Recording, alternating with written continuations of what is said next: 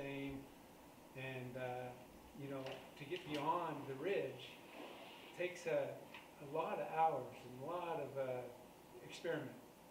So hopefully what I have to tell you, I'm not an instructor, so don't, you know, if I can't lie. yeah, if you end up landing out in Parkdale Valley, don't blame me, okay?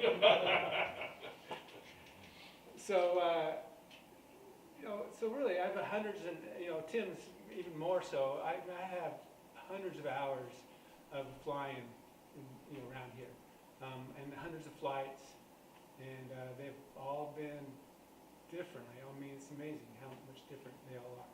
Just recently, hooked into another little section of some lift, and ended up doing it 2 or 3 times now. So it's not a fluke. I can tell you about that.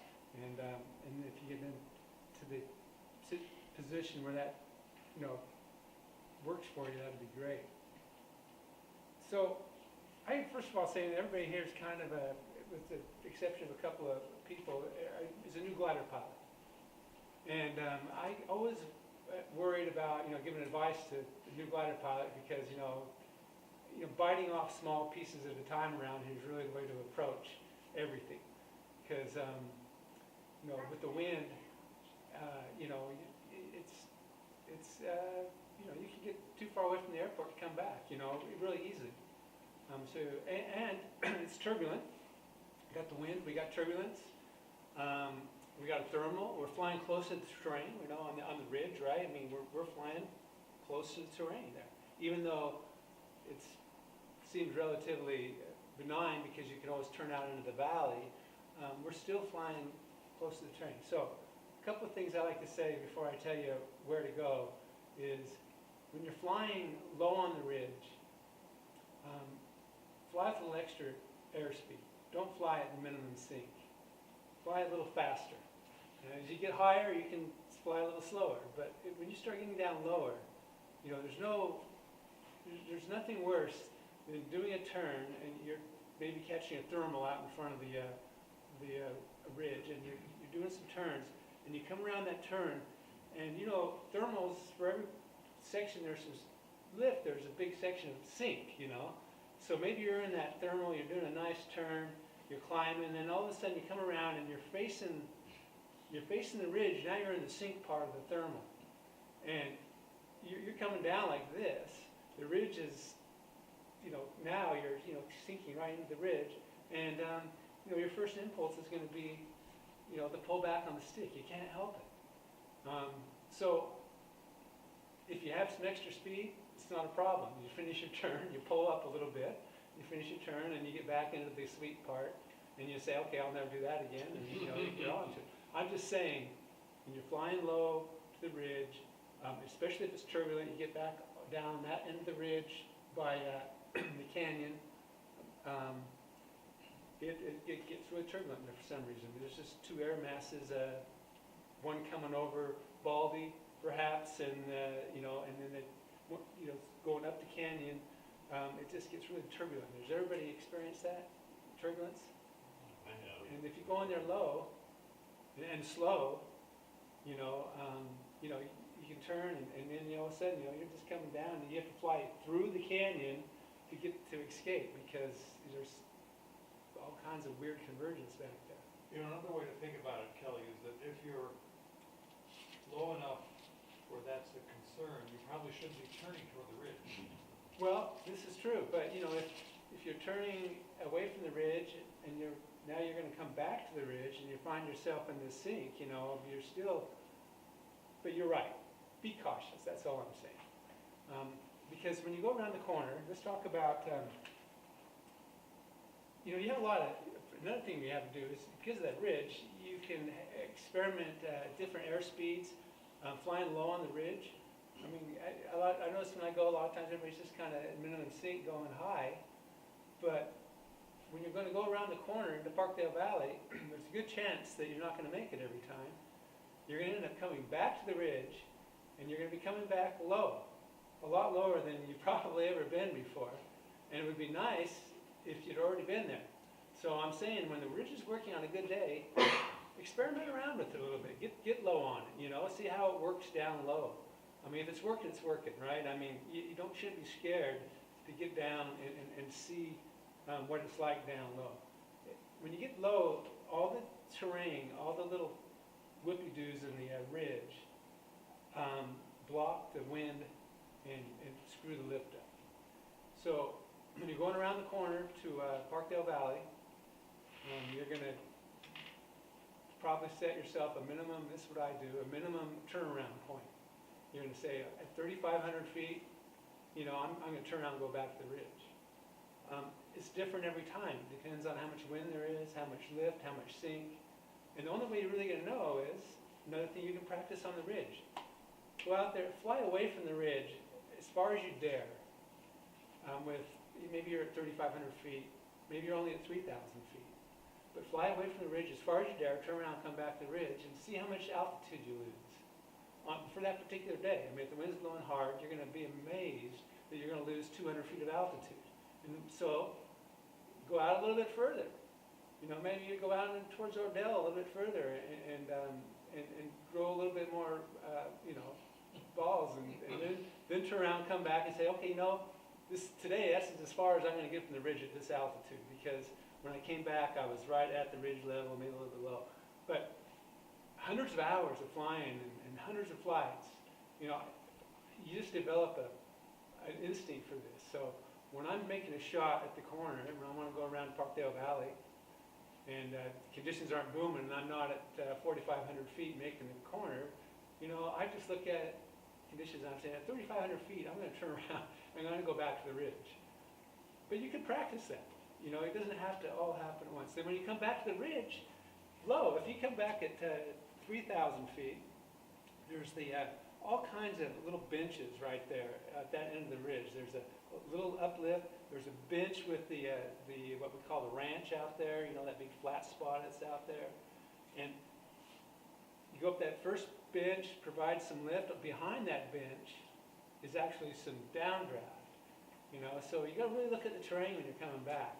You know, you want to stay on a slope that's facing. You don't want to come back and be between this one and this one and come back right here, because there's no lift. You know, really pay attention. I mean, it's not going to, more likely not going to bite you in the ass, but you're going to really see what I'm talking about if you come back at, say, at 2,000 feet over there by Parkdale Valley. If the ridge was working, it's still going to be working, but you're going to have to work it a lot lower, and it's going to kind of freak you out because you haven't been there yet. So my suggestion is to fly low over there one day and check it out, and you'll see what I'm talking about. You know, and have your plan. You know, go out in the valley, come back, whatever, and just every flight go someplace you haven't been. It doesn't have to be very far to get the adrenaline going, you know. I'm seriously, you know, but just bite it off in little pieces, and every one of those little pieces will be some experience. If you bite it off too much, then it could be a bad experience. You just want to bite off little pieces. Be like Corey, go around the corner with you know, not really having a plan if there's no wind over there, and ended up having to land out. It's not necessary. You know, just bite off little pieces, and you'll be fine. So now you're flying over there. You want to go around the corner.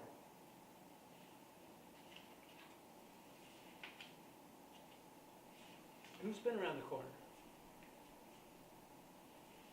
How was that? How did you get around the corner? Because I remember my first time, just like it was yesterday. Well, I followed you and Ken. Yeah, that's right. That's right. I remember that day. I was on 232. And all three of us were over there. And it was booming lift. It was no problem. Oh, well, not exactly. Tim kept saying, it's over here, it's over here. Trust me. Well, that's the thing, is you're going to have some confidence that it's there. You don't want to get there too low, because, you know, if it's not, you want to be able to turn around and come back. And I'll talk to you about that too. How about you? Well, I've been around it a lot of times. Yeah. And each time it's different. There are various ways that I've approached it, and it depends on where the lift is that particular day. But I've found that sometimes like when I'm at the ranch, I get myself up where I feel like I'm high enough that I'm going to be able to make it around, which is typically around 4,000 to 4,500, and I start venturing out. And I can go often just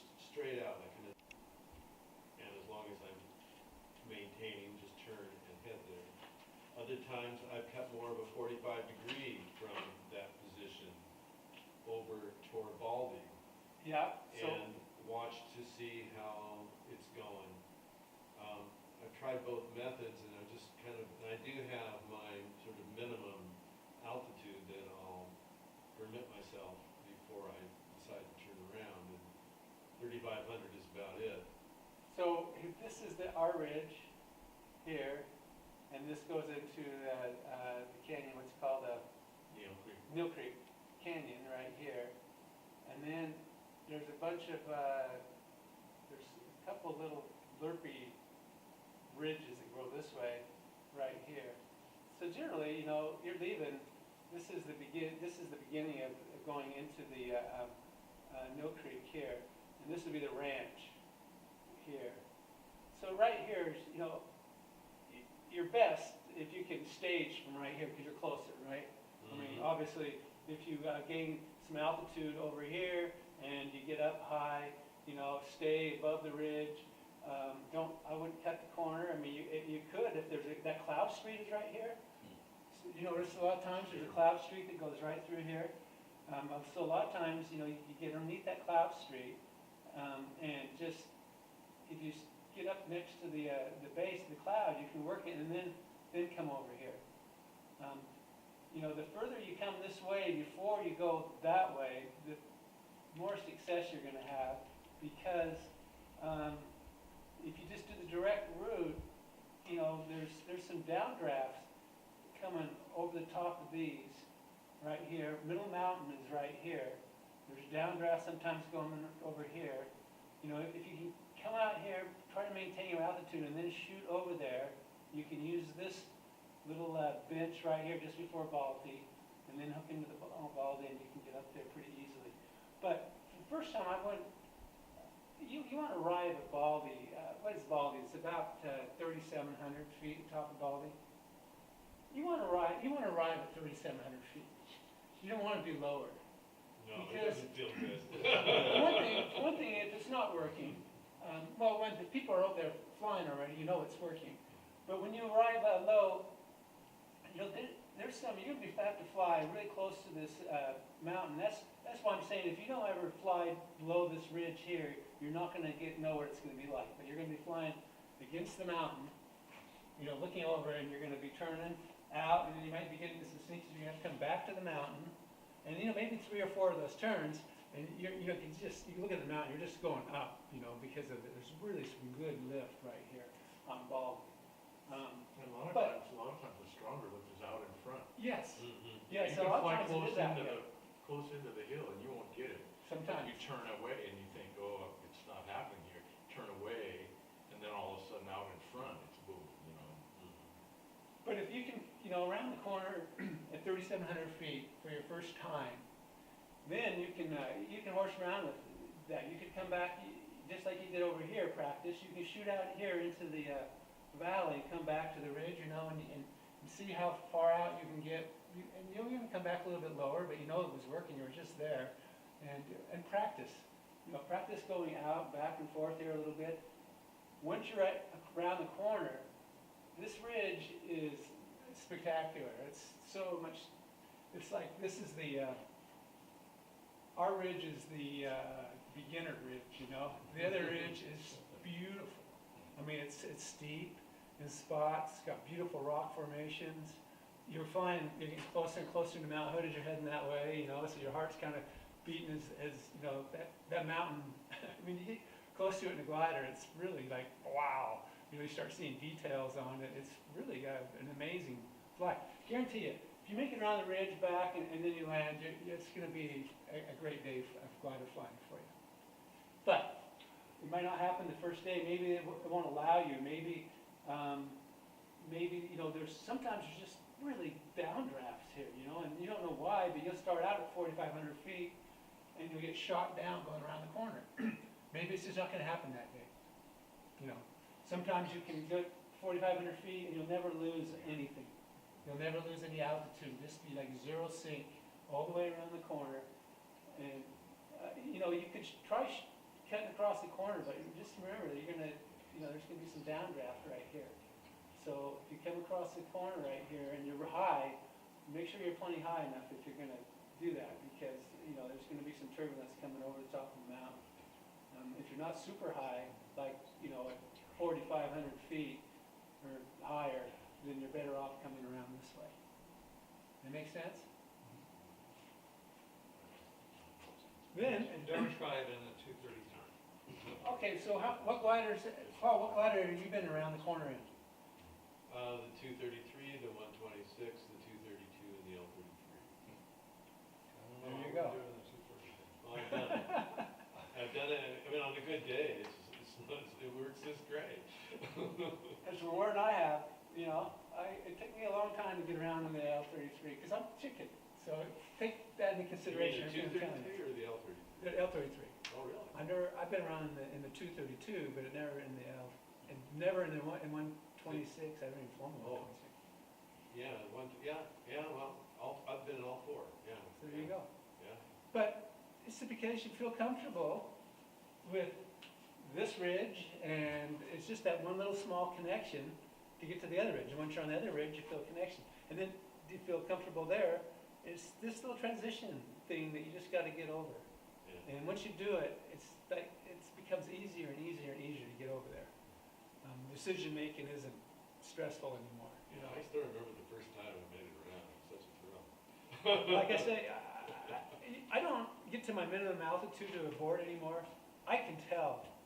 I can tell it's not going to work. You know, I was saying I'm going to turn around 3,500 feet or whatever. I get, you know, I start coming down. I start at 45. I'm coming out 4. I'm not even anywhere close. I'm in sync. Just turn around, come back, find another approach, look at it again. Sometimes there's some wispy clouds. It'll be a blue day, but there'll be some clouds like over Hanel or maybe closer to Baldy that just appear and disappear, appear and disappear. Something's going on there. So maybe try flying over there, and there might be some lift right there. There might be some convergence right there.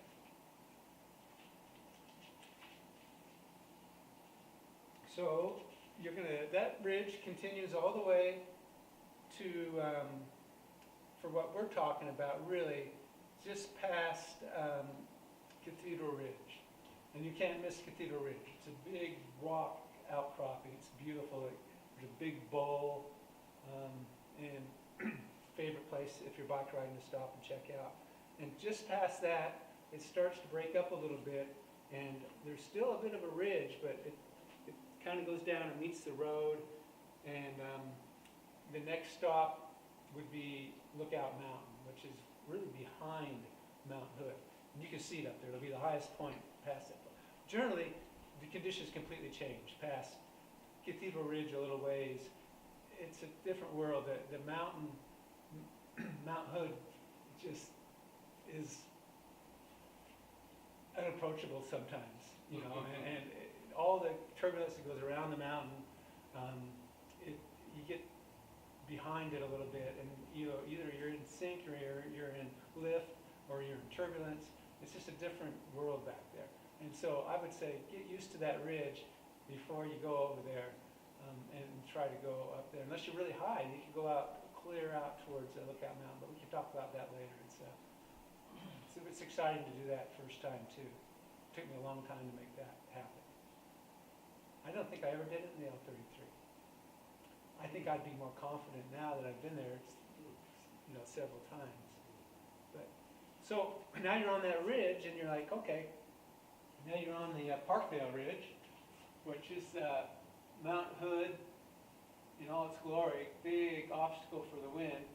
The wind's coming, it's going around it, and it's going around this way, and it's like a bow of a boat. You know, it forms its own wave, like a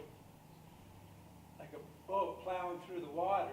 It pushes the air up, but the air doesn't necessarily always go over the top. It pushes it around the sides, and that can create some wave here that when you're on Cathedral Ridge, which is right here, you'll see, and then you go down here, here's Baldy, here's the ridge, and then here's, so you can see when you start getting behind this, you know, all this is converging back around like this, and it gets kind of crazy in here. And this ridge goes up here to look out, and it gets really, it's like a big shelf right here. And the road, there's the S turns right here, and then Highway 35 goes like this. Well, many times when you're out here on this ridge, and you're usually at about 5,000 feet right here, altitude, which is about the ridge height, about 4,800 feet is Lookout, or is Cathedral Ridge. It's right here. So you're out here and you're flying, and you're like, okay, well, I'm going to go out here into the valley and look for something. You know, a lot of times in this area right here, there is some lift, and it's subtle. There's some wave right here, and you know, if you try to approach Mount Hood, you'll probably get shot down because the wave is in parallel with the mountain right here, and it's hard. It's really hard to get up next to the mountain because you know, you really got to work your way through these waves. So, you know, sometimes you could try this approach. Come over here and try, you know, mastering this way, maybe move a little closer, then getting into a wave here. But usually over this, what we call S-turns, right here, as the road starts going up the canyon in this area, just try flying out that direction with as much altitude as you can. You got to go slow. You know, catching the wave around here is not like you see on the internet. You know, you don't have these gigantic wall clouds with a wave that's going to take you to 27,000 feet. Sometimes, maybe, but usually it's this low-level wave. And we get it all the time. I mean, it doesn't necessarily have to be a wave day where you're seeing lenticular clouds. It could be, like right now, it could possibly be some wave over here at the junkyard by Underwood, you know. And sometimes it's take you up to 7,000 feet. Sometimes it'll take you up to 14,000 feet. So it just depends on how buoyancy the atmosphere is and how strong the wind is, which direction, all that stuff comes into play. But you're going to fly through it if you're not going slow. Because what happens is you get this, what they call boundary layer. And I'll say that this is the ground, and we got thermals, and we got all our west wind blowing here, and it's all a mess, it's all turbulent. You're coming into land, you're like, you know, it's a rodeo, and you know, they got rotors coming off of here, and the trees are causing rotors, and then you have an updraft here, and you know, it's turbulent. Then you get to a certain point, and this is called the boundary layer, right here, where all this stuff doesn't go above this boundary layer. And this is usually the cloud base. And around here we have, what, 5,000 to 6,000 feet cloud base on a normal day. Well, if you can get above, sometimes there's no clouds, but there's still that boundary layer. And this wave, which I'll show you a little bit later on how I think it starts, you know, it's doing this right here. And it'll come down and it'll start going back up at the boundary layer. It doesn't want to go down in here. It's laminar flow. It's just this nice, easy flow. It hits this, and it starts going back up. Well, you're going to be flying along in this because you can't get all our lift that we're working is you know, this ridge that's out here, and you know, we're using this lift off of this ridge that's right here. You know, it's really hard to get above the boundary layer. But we get right to the top of it, and you're flying along, and then all of a sudden you get a little blurble of weirdness here. And so what's happening is there's a rotor right here. It's caused by this coming down and moving this air like this. I think it'd be like that. But anyway, you're going to fly into that, and it's going to be stationary. You know, like a regular thermal, you know, if you get in a thermal, you're going to drift with it. You know, this thing, if you're gonna try to thermal that, you're gonna hit it, it'd be like 2 or 3 knots of lift. It's gonna be like, kind of punchy, you know, it's like, boom, then you get punched down, boom, boom. Like, wow, this is weird, but there's a lift here, you know? And you gotta slow down, you'll fly right through that rotor and you'll be over here and you'll miss it. As soon as you hit that, turn back and if you're going up more than you're going down, there'll be some down and then there'll be some up. Down some lift, but you're just try to work that little area, All you've gotta do is penetrate this boundary layer and the air will start getting smoother and smoother. And as soon as you get right there, it's perfectly smooth. And you're gonna have 2 knots of lift is all. You know, 2 knots, not much.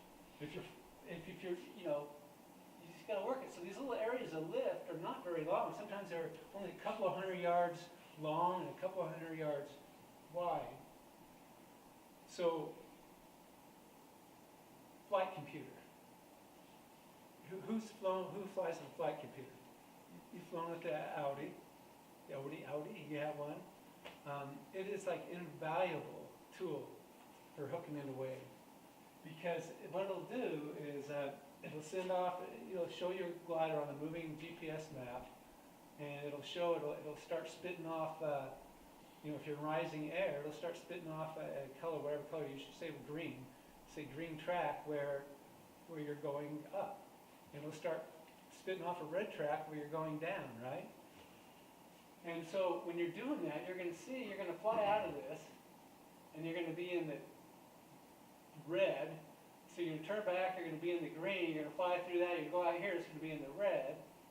You're going to come back here, oh, I'm in the green. So, you know, you're going to see that on your map. You just flew through there, and it's going to show you that this section of your map is green.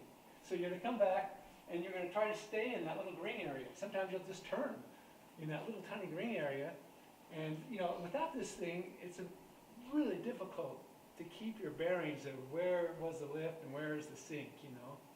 It's a really valuable tool. And if I had a flight trace, I can show you how it works. You know, you just fly, and you'll see it's red, then all of a sudden it's green, it's red. Whoop. You'll see the glider turn around, it's green, it's red.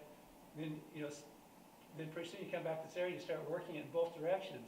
This direction it's red, it turns red, it's green, it turns red, it's green. You find out the area where this wave is happening, and you just have to stay there. And it's easy when you're going into the wind because it's stationary. This is stationary, the wind's coming this direction. So, you know, you can get to where you only have 14 knots of ground speed, so you're really not moving very far away from it. And, but eventually, you're going to fly into the red zone, you know, again, as you have to turn around and come back here. Maybe just do a turn, and you'll start drifting back. The wind will drift you back into the green area, and then you get to drift back, and then just right there, turn and just stay stationary in the wind again. You'll be like on the wave. You know, on the board, man, and you're on the wave. And you start shooting down to the bottom of the wave, you got to turn around, do a bottom turn, and come back on the wave again, you know. And but it's subtle. Just got to practice feeling for that punchy lift, and you can find it. And amazingly, after you do it a couple of 100 times, you know, you really get tuned into it. The other day, we were flying, Tim and I. And I got up on the ridge, and the ridge was working okay. It wasn't working very good. But there's another way to find this, is on tow, or since we both said launch, we weren't on tow, but basically same pattern, flying over to the ridge. We both were here by the airport, flying over. And it was, here again, you know, real punchy. And but we both got over there, and like, talked about it. I said, oh yeah, and so Tim flew out there in this glider right over the golf course. He hooked into it about 3,500 feet and was able to start climbing. I came over and I got there at about 2,700 feet, and I was kind of low for the party. And I was like, I was in it for a second, I was out of it. But I wasn't gaining any altitude at all. I was staying at 2,700 feet. And finally, I mean, after about 15 turns. I was getting like 50 feet per turn. You know, finally, all it did is I only had to get 200 feet higher, and I was in it. And that day, we had a great day. We flew all over the place that day, and it was all in this low-level wave. And Any clouds? No, no, it was there was clouds out in to the west. to the west. The cloud, the marine layer was out there about just past Carson a little bit. Oh, just past not Carson, but Stevenson, the dam, just about the dam. Is where that was at. So now you get that little section of wave.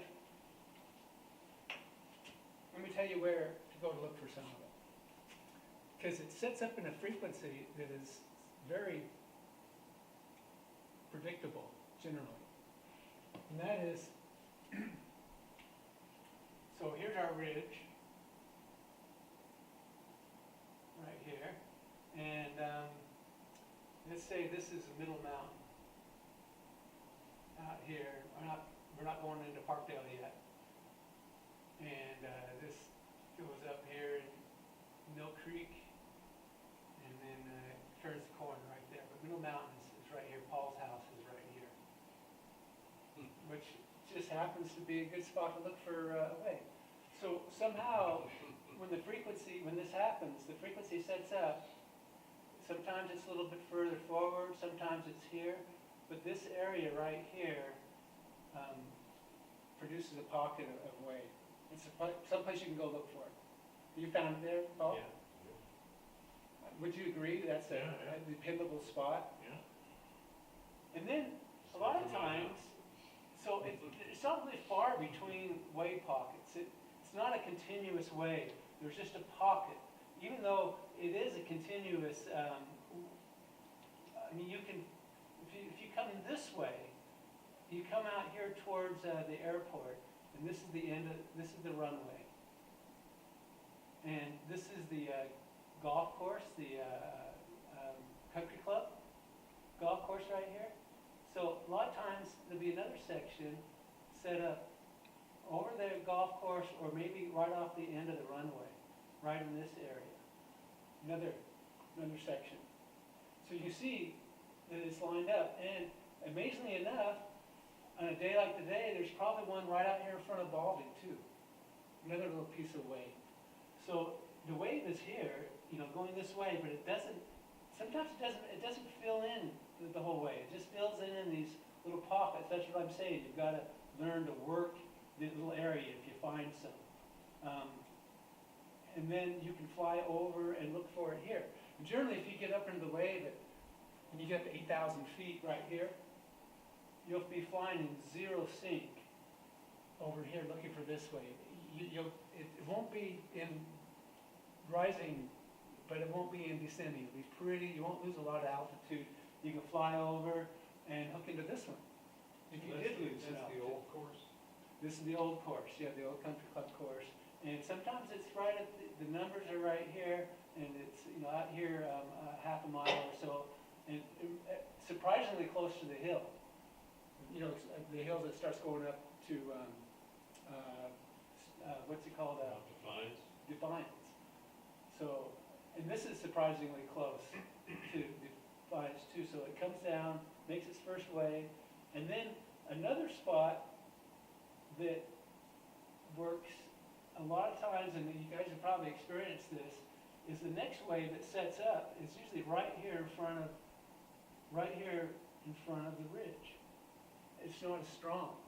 This is the strongest one. This one, for some reason, you'll be flying out there in front of the ridge, and you'll get up to like 5,000 feet, and you're like, God, this is great. There's a lot of lift here. Well, it's probably, if you're up at 5,000 feet here, try flying over here, because there's a very good possibility you'll hook into some lift that'll take you up a little bit higher. You might sink on the way over. But, okay, that's very good, Paul. You will sink on the way over. And so you're going to have, just like we've been talking about, a minimum altitude when you're going to say, I'm in the sink, I'm going over to look for this other wave, based on these conditions that are going on today, where if you're flying through sink this way, you're gonna be flying through sink on the way back too if you check it out. So you gotta take this in consideration. If you lose 1,000 feet of altitude getting here and you're still not there, you're gonna figure you're gonna lose another 1,000 feet getting back to where there was some lift. That's a 2,000 foot trip. Okay, but you know, this is all stuff you're gonna be, the more you fly, the more you grasp, you know, your situational awareness of, I'm losing a lot of altitude. Where am I now? I'm down to, I need to be at, I want to be at 2,300 at the ridge. I'm down to. When you're flying back, you're going, you got the wind behind you, so you won't lose as much lift. That's right. Much altitude. You're right. Back. You're right, Tim. You don't lose nearly as much going back. That's why I say, always play that game and see. You'd be surprised how much little altitude you lose going back to the ridge. In fact, one of the things I learned from Gary that I've stuck with 100% since is when I turn back, stay at minimum sink, no matter, even though I'm still sinking, even though I'm still going, I'm feeling uncomfortable, I'm better off at minimum sink. Okay, Do you agree with that or not? we're gonna talk about speed to fly, because that is like the most important thing there is about flying around here. You'll never get anywhere if you don't understand what speed to fly. So we got this one, the river's here, Underwood Mountain. Everybody with me? Mhm. Underwood Mountain, right here is the junkyard. There's a set of power poles that go right over the mountain right here. Which, the next set away right here, there's a set of power poles. It's just on the other side of Baldy. It goes just on this north side of Baldy, or the south side of Baldy. And right there at the power poles crosses is your next piece of way going this direction. So you're up here, here's the power poles through the Parkdale Valley, here's Baldy, and you get over here, here's Middle Mountain. And so there's one good wave is right here by Paul's house. Another one is on the other side of Middle Mountain where these power poles are, is another section of wave. So you have one here, you have one here, you have one here, and then the mother of all happy faces is the one that's over here at Middle Mountain. And if you look for the, You mean? or not Middle Mountain, but Underwood Mountain. How high do you have to be at Underwood to get that Well, 3 to 4. average? yeah, About 3 to 4. and you'll get right in if it's happening. And here's another Because it thing. seemed to me that's the place where you should have a downroader on the backside of Underwood. Well, yeah, Well- it will be, you'll get a rotor in there and it'll be rough. And you get bashed around, but you keep flying toward Underwood, Well, and then all of a sudden, you amazingly, start going up. amazingly, the rotor is not right here next to the, there's a rotor right here, but it's really close to the mountain. The junkyard is only like right about here, it's not very far. So some way that goes up right here and it goes down.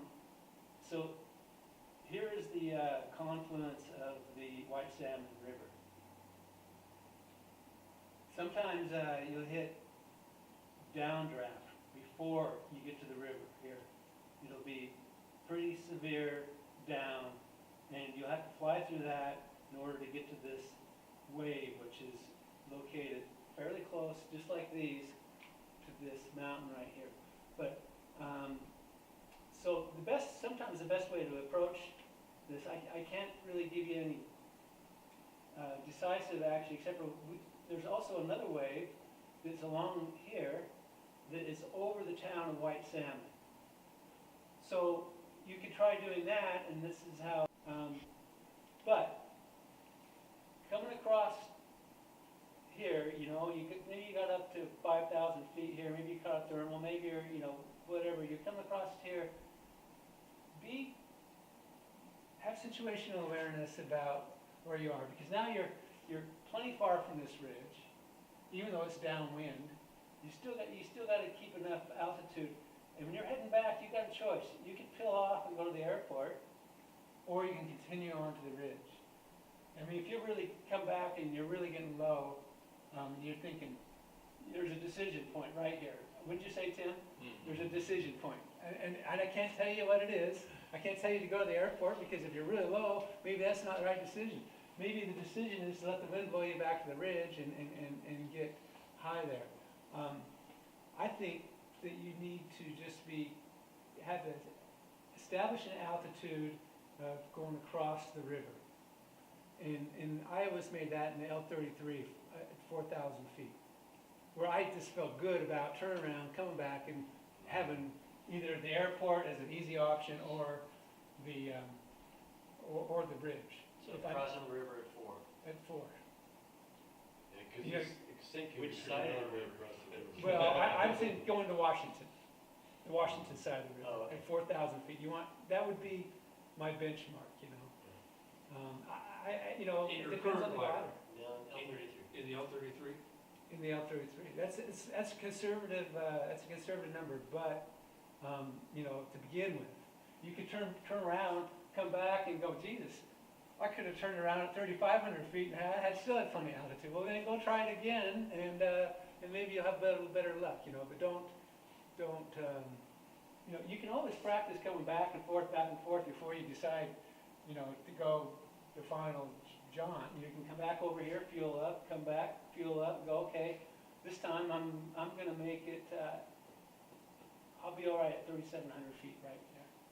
Feel pretty good about You know, that. a lot of times, if you're crossing the river from the Hood River side and the ridge is working, you get to your jump across altitude, let's say you say 3,500 feet, and you start heading across the river diagonally toward junkyard, Heading to thinking you're junkyard. gonna catch it at the junkyard, and so you're going across the river, and if you start getting into some sink and it looks like it's not a good idea to keep going west, you can always stay on the Washington side, just turn right and head east and get to the Hospital Hill, All right, and then there's lift, because if the ridge on the Hood River side is working, the ridge at Hospital Hill will be working, and you can just, it's a quick jaunt over there, and you can gain more altitude.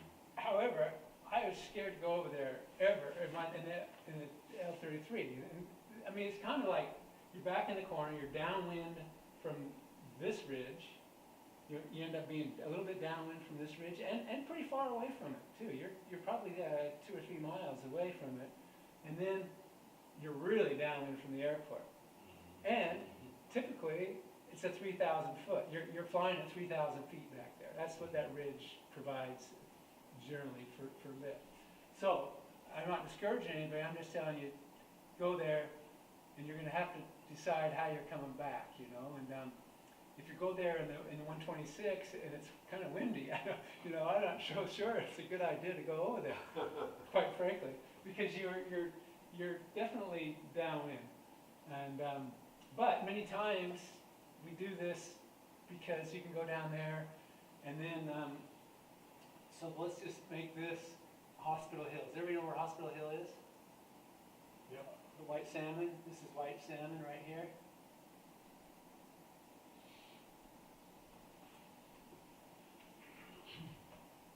And this is the river. I think you might need to shift colors, And then this get a better pen. is our ridge right here.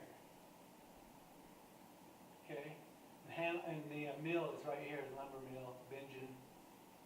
So that's where the fire was, you can see, right? Up on the top of that bridge? On top of this one? Yeah. I don't know, was it under? I don't think so. It's been a while, been a few Well, years. Yeah, I mean, not like. Well, they've been logging up Right. there. That It's all fire's logged up farther there now. That one right there? So there's another, right in front of Hospital Hill, there's Yeah, you can another, see the edge. there's another hill right here. And then there's, Underwood Mountain is right here. Here's the White Salmon River coming in. And, so what Tim's saying is you're coming here off of this ridge, you're flying over here, you feel like you're getting shot down, you can turn around and come back, and you can come over there. And if there's white caps on the water here, you can see the exposure.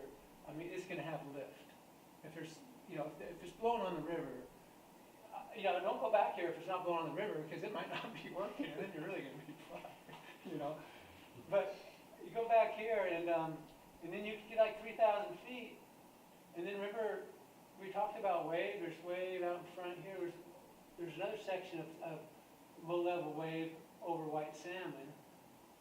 And so you can come out from this ridge and get into this, and it's usually kind of weak and not very strong. Sometimes it's not even a laminar flow, it's just choppy lift. And you know there's a wave there, but you get up to maybe get 1,000 feet higher or 500 feet higher, and then make another shot at using another color. You get another shot at this wave over the junkyard here. So, but on the other hand, you know, if you feel, you know, you could try even shooting over and checking that out and come back. It's a shorter distance if you're high, and try to work this way and then come over here. I just know that you just need, right here is a real decision point if you're returning this direction. You gotta, if you're getting low, you gotta go over here to the airporto, or you just let it blow you back down here. And chances are you're gonna arrive below the ridge right here. And this is what I was telling you again. If you've never been below the ridge, it's gonna freak you out.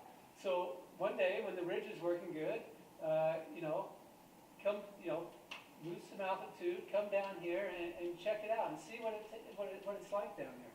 The lift is sometimes not as strong, you know, because sometimes it's intermediate because of the veins coming down off the mountain. It might be blowing over the vein, but it's good to it's good to experience that. You're not going to have to land out if the ridge is working. You can work your way back up, and you'll be fine, you know. And you see somebody else down there, you know, you can follow them down there. I mean, I learned a lot just by following Tim around, you know. But you want to be familiar with what it's like, not just flying at minimum sync clear up here. You want to be able to know what it's flying 10 miles an hour faster than minimum sync down here. You want to be flying faster. Don't get going too slow right up next to the hill like that. So, wave out in front of the ridge, Underwood wave, and then out here in front of the airport, a little bit in this corner, another one over here next to Middle Mountain, and then another one past Middle Mountain over in the Parkdale Valley at the wires over there, the power line. Does this make sense to everybody? Am I? Yeah. Great. I mean, all. It'd be great to do this on a giant aerial photo map. Yeah. It'd be Yeah, awesome. you know what I was thinking would be good, that would be like a relief map of the area, wouldn't that be cool? Hey, I got a- I I sent the board a proposal. It's $300 for a 4x8 Google map from Mount Adams to Mount Hood. And that comes laminated, so we can draw it with grease pencils, just like you're Well, doing we right have to now. put a piece of plexiglass over it. It comes, it's painted on a, you know, it's what do you call it? That kind of deal. It's computer painted on a piece of like house wrap, like Oh, Tyvek. Tyvek. So my idea was, you know, to put it on a 4x8 board, cover it up with a little deal, you know, and put a piece of plexiglass over it, and we could mark, great for instruction. Yeah, I look, think it's so you great for I think you got instruction. volunteers to fund that. Yeah. Yeah, I'm willing It's to, a 3D map? what's that? It's a 3D, like? no, it's just a Google Okay. satellite map, and you can pick the coordinates of what you want, and then blow it up to a 4x8. yeah, you could write the elevations of the ridge on it, and Middle Mountain, and Absolutely, it would be. You could also have like off airport landing area. yeah. Yes, landable fields. Yeah. So here's another thing that I encourage you to do, is you got your little airplane, you can do that, and this is if you go over, land out over there, but are they any good, you know? You know, pick it from the air, you know, you start looking at them, and then go over there and drive in your car, you know, and check them out, and say, oh yeah, this one sucks, man, there's a ditch down the middle of it, you know, and pick a field. Because if you, in your mind, if you know that field's there, it's like having an airport there. You know, you're gonna say, okay, if I get too low, I'm gonna, you know, you're not gonna be in this position where now I'm really low, I gotta find a place to land, where the hell am I gonna land? Explore some of these fields, you know, and for yourself, and pick one that you say, wow, this was totally doable.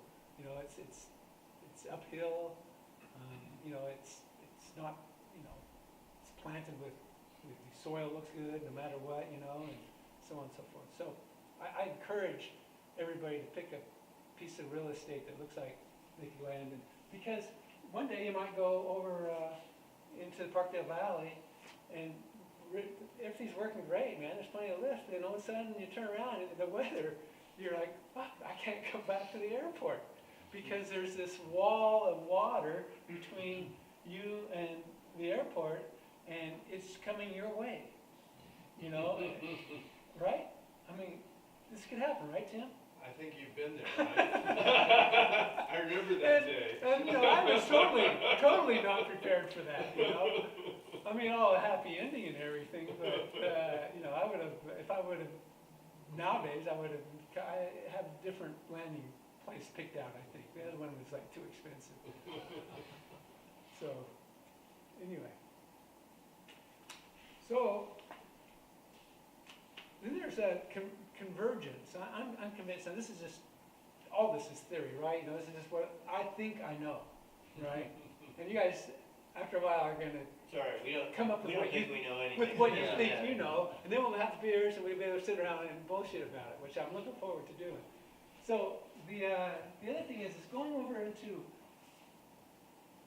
you know, it might not be any wave, but you know that cloud we get, the cloud street we get, does everybody notice that? Remember the one Goes toward over, Defiance? Mill Creek Canyon and kind of cuts the corner of Middle, or right next to Middle Mountain.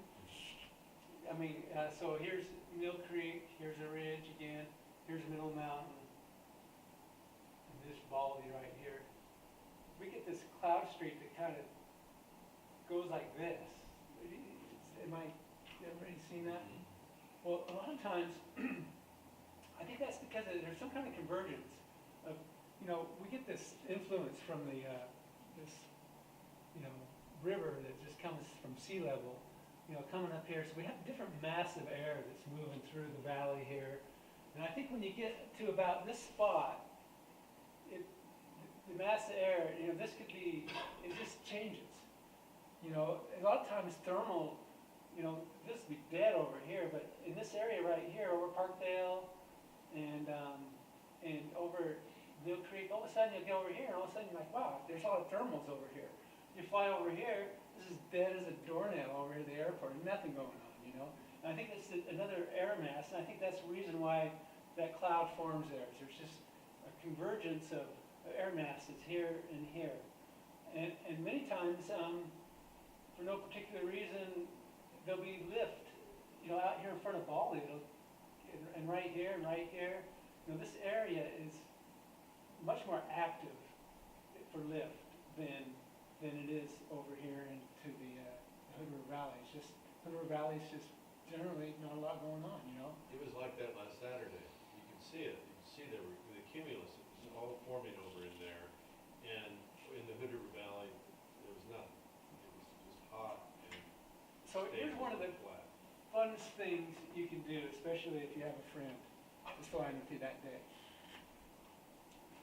So here's a cumulus, okay? And here's our ridge over here. We're flying over here, and these are moving over quite fast, you know, because the wind's always blowing, or not always, but generally. If you're on the ridge, it's certainly going to be blowing. Well, a lot of times, you know, that cloud street, and sometimes it's even more broken up. It's not just one cloud street, but there's these. It was like this the other day, and these clouds are moving over. Well, if you can, you know, wait for one to come over here, and circle, get underneath it, and then move out here and catch another one, it's possible. I mean, the air is going like this over that cloud. This is the boundary layer, remember?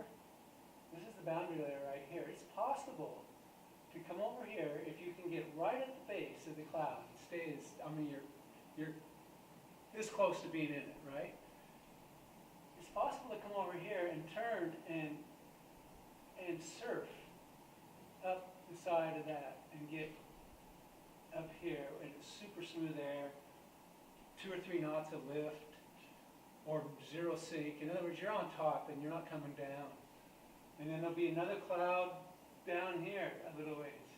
You can fly over that cloud and get on the backside of it, and now you're flying between these two clouds, and I'm not an instructor, so I'm not telling you what's legal and what's not legal, but many times you'll have, like one wing in that cloud. I mean, you're really right there, and there's a beautiful cloud right there, and you just go right alongside of it, and it's great. I think And that that's can be- why they make gliders white. People on the ground can't turn in. And it's hard to believe, but there'll be some wave up here. It's no longer, it's not in the boundary layer anymore. And you get up here sometimes, you can climb, 8, 9 feet above this and fly out over the overcast. It could be solid, almost. There's a hole there and a hole there and a hole there, and now you're like, wow, this is great. I'm on top of this is a great day of flying. You're on top of the cloud base. And you certainly got to pay attention. You don't want to get closed out. And here again, you'll lose your bearings because you can't, the wind's still blowing. You're up here farting around on top of the clouds and you're having a great time. And then you're looking down, and then you'll look down and there'll be a hole and you're like, what the hell, where the hell am I? Because these clouds that you're having fun with are moving east. And then next thing you know, you're way past the ridge, and you're at 6,000 feet, but still it's like, holy shit, I gotta get back where I belong, which is another reason why having a flight computer is a great idea, because you know where you are. I've often been swimming around the clouds and gotten way further than I ever intended back on the ridge, then you'll end up, even though you're having fun up here, now you got to go back here, and it might only be a knot or two of lift that's been keeping you up this whole time, and now you've got to head back to the ridge, and you got to put the nose down, and you're going to end up being back here into the boundary layer. Maybe you got blown clear back here. Now you're no longer on top of the clouds. You're coming back under the clouds, and now you're hitting this rotor, and by the time you get back out here, you're like, oh shit. That was exciting. I have to pay more attention to where I am, There was no reason to be out back there, But it's fun when you have your friend there. If you have fun with somebody else, you're actually going in and out of these clouds together. It's beautiful. I know it's all, you got to be conscious of where the other person is and stuff, but it can be one of the most beautiful days of flying. It's just incredible.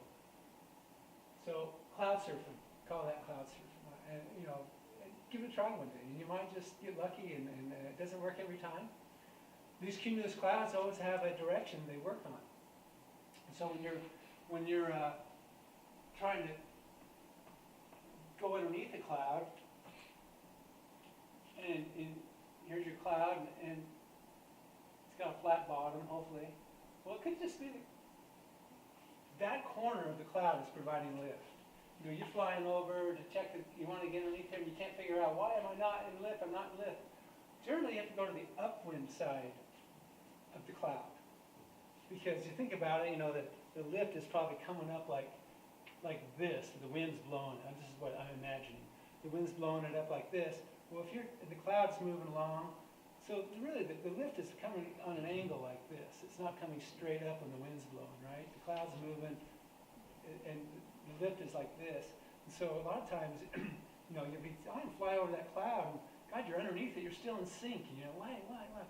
Well, maybe you should have gone around the side of the cloud and come in from the upwind side, so something to be, thinking about when you're out there trying to,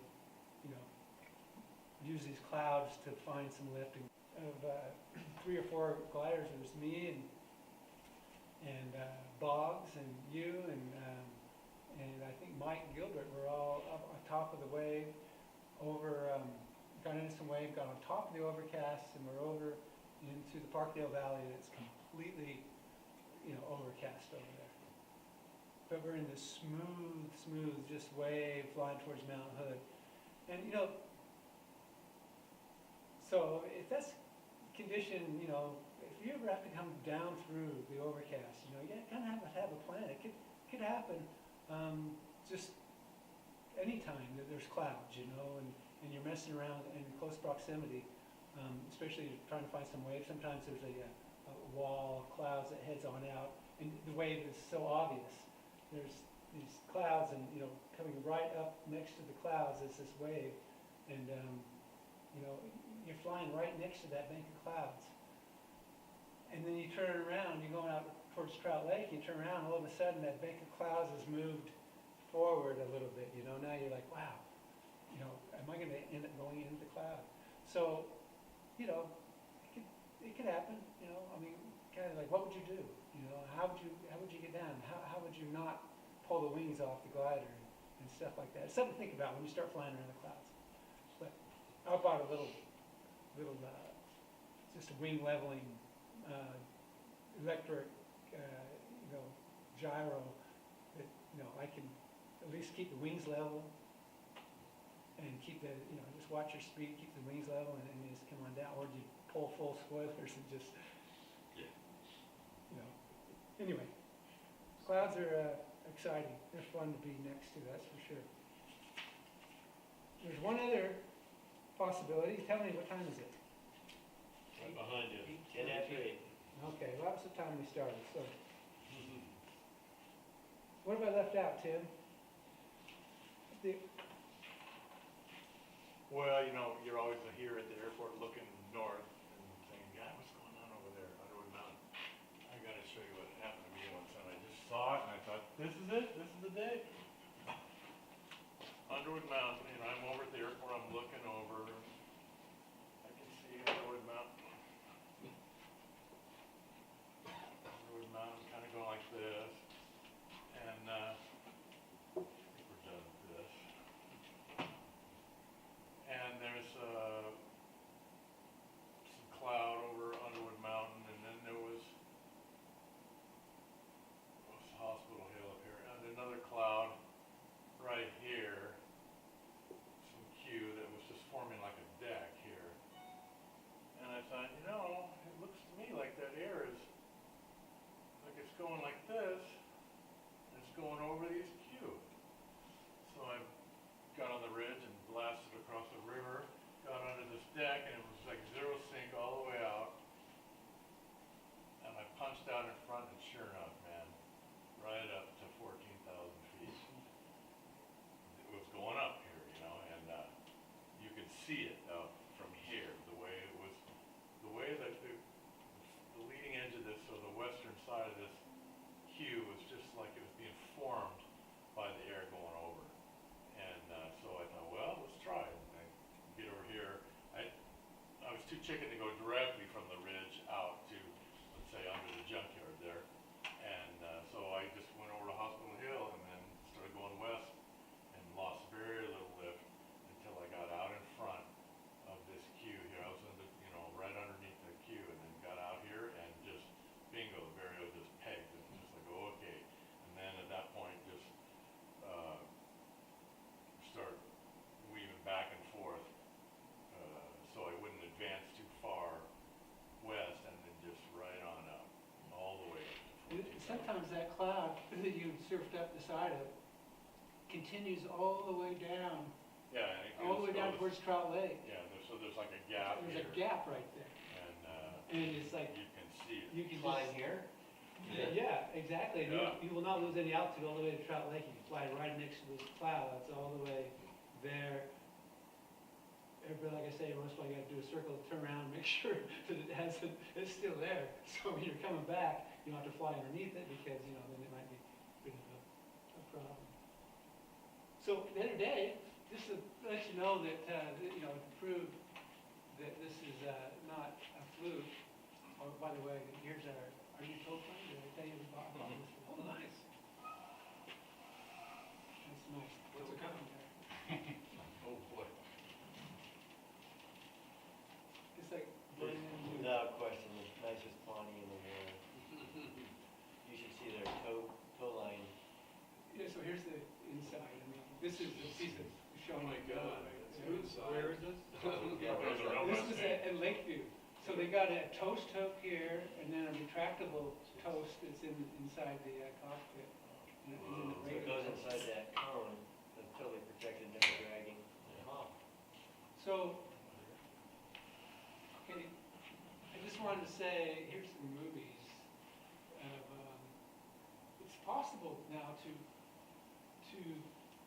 now we got these little areas of wave kind of established, you know, that this frequency, they kind of change depending on the wind direction, the speed and stuff, but they really are amazingly dependable if we're to find this lift in those spots that I showed you. And then in front of there, those waves is another wave, upwind. And just lately we've been able to establish where the one behind Underwood Mountain is, and that's at Drano Lake. And I've caught it over Drano Lake, and this last time we caught it a little bit north of Drano Lake, and which is right in front of Dog Mountain right there. And so then, you know, you get up there, and now you climb up there 9,000 or 10,000 feet, and then you can fly out towards Cascade Locks. And but generally, you know, from there the mountains disappear. Not so much the ones on the north side, but the ones on the south side. That's sort of the ends of the valley. So I came back one time around the left side, flew clear into around, geez, quite a way, 4 or 5 drainages in, and came in back into the Parkdale Valley, right next to Mount Hood, and hooked into another wave that I found that was halfway between the other waves. So what I'm getting at is these waves, you can actually, if you get up high, 10 or 12,000 feet, why not go up that way? Because you know you can come back. You know, it's amazing. You can be super low and come back and not even be sweating bullets at all. Not super low, but a lot lower than you think because of the wind. But why not go that way and just see how far you can go? But if you can do another way, then you can tank up again and go out. And next thing you know, you're at the dam 3 times now. I did that in 3 weeks. Wow, outstanding. Yeah, so I know it's a for sure thing. And the last time I went up clear up past Goose Lake, which was just about probably 10 or 12 miles west of Trout Lake. Definitely opening up some new territory. Yeah, yeah. So Pretty there's cool. definitely places Yeah. to explore. And I know that the L33 has got its limitations. That's why I'm telling you the speed to fly thing. I know we didn't talk about it, but you got to figure this out because it's critical that when you're flying into the wind and in sync or no sync or into the wind with minimal sync or whatever, that you pick a speed that is going to be to your advantage. These flight computers sometimes, the one in my airplane has speed to fly. Does the Audi have a speed to fly?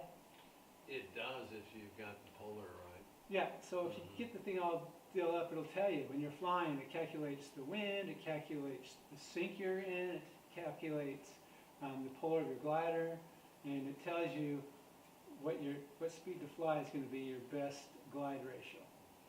And you could, even if you don't use that, but just use it for a flight or two, it'll start like, oh, I've been flying way too fast in the sync, in the wind, or I've been flying way too slow. And then from there, it gives you a benchmark for the rest of the time. You don't, because the thing is good, if you chase that speed, the computer's like calculating it every second, right? You know, it's 1 second it's telling you to fly 50, next minute it's telling you to fly 60, you know. But you kind of get an idea of when you get into some really syncy conditions of what the best speed is. And then that L33, if you go look at the polar on the thing, and I'd be happy to talk to anybody later on about this. At 70, you come a very good glider at 70. You know, at 70, and that's what the difference between these higher performance gliders is. That at 70, it's great speed to fly in his glider. You hardly, you know, his polar still way up here at 70. The polar on the L33 is like at 70 is down here. There's this huge sink level, you know. So there's a sweet spot with the L33, and if you look at that polar and you start, and I find it to be around 60. 60 is good cruising speed. You know, you're not giving too much up. I mean, 49 I think is the best L&D. So 60 is like, if you go faster than 60, you're going to start paying a huge penalty for. But you can look at the polar and see what I'm talking about. It'll show you the speed down here and the sync here. And you'll see the polar, and you'll see like it's not too bad, I'm only in this much sink, I'm only this, then all of a sudden, you know, it just starts driving straight down, and, it doesn't behoove you to go that fast, because you're gonna end up losing everything that you worked so hard for the last hour to, you know, all the energy you just stored up, you're gonna just lose it. And like Paul says, flying back, fly slow, you know. When you got wind behind you, yeah. This computer will also tell you if you're within landing distance of the airport. It'll calculate what your L over D is, and also Does it'll that give you. factor in the current wind as well to shift It to shift your? it does, but it doesn't, because it doesn't really. If you were flying that way for a long time, it would start calculating because you're going so slow, you know. But I don't. It's amazingly accurate. Generally, though, if I'm upwind, I end up with a lot more altitude coming back. But at least you look at that and you think, okay, at least you know if you're getting out there to where all of a sudden your glide slope says you're plus 1,000, and then a little further you're plus 500. You're thinking, I'm not comfortable with this. I'm going to turn around. I want at least plus 1,000. Although the way that it's calibrated is it's going to bring you back at 1,000 feet above the airfield, not at the ground. The way that my computer is programmed, so it'll bring back the pattern altitude. But this is one more thing to take some stress out of flying. You know, right? One more thing to just make you relax a little bit more, move out just a little bit further away from the airport. So I highly recommend that you get a flight computer of some sort. The Audi's a great one. I have one that I'd be willing to loan to the club. I like to use it once in a while as a backup for mine. Is that about the best to get right now for a Well, you know, entry glider? Pilot? some people like them, some people don't. I love my Audi. I like it better than my $4,000 one that's in the glider. To me, it's much more intuitive. You can put it in your pocket and take it on whatever glider you want to go in. Plus, you can take it wherever glider. Plus, you just pick another glider, Polar for the 126 versus the Polar for so the many Zero. gliders already in the database, you just pick out which one you're going. I'm going to go on the L33 today. Oh, so they've got it all Pull in it up, that, it's is in it? there. It's as easy Pick as it that is. one. There you go. And there you go. So where you get them, Wings and Wheels? Wings and wheels. Yeah, Wings and Wheels has them. And you know, to start with, you could draw some circles around the airport, going out to, you know, tell you how much altitude you need to get back to the airport based on the sync of your glider. You know, there's a book called. I know, I got excited and I actually found an old paper chart of this valley in my stack, and then I didn't have a compass to draw the circles. Yeah, and that is, you know, totally wind dependent, and No, it's a whatever's great going on place in the to start. atmosphere, but at least if you're over Baldy at 4,000 feet, you can just know that, you know, if you fly back at your best L&D, you're going to get back to the airport no problem, especially if it's downwind a little bit, you know. Yeah, that was a great section, that book. Yeah, it's a good book. Anyway, we sit here and bullshit about it. It's lots of exciting adventures to be had for everybody in this room. I can't wait. I hope we get another glider. I hope we get another medium performance or higher performance glider, so that, you know, people can start, you know. Flying with buddies. Yeah. Yeah. Thank you, Kelly. Yeah, that's good. Amazing. Thank you. Thanks for breaking ground as our first Yeah. membership program. The first fun meeting I've been to in a long time. Or just follow Tim around. He knows the way. Follow Tim around.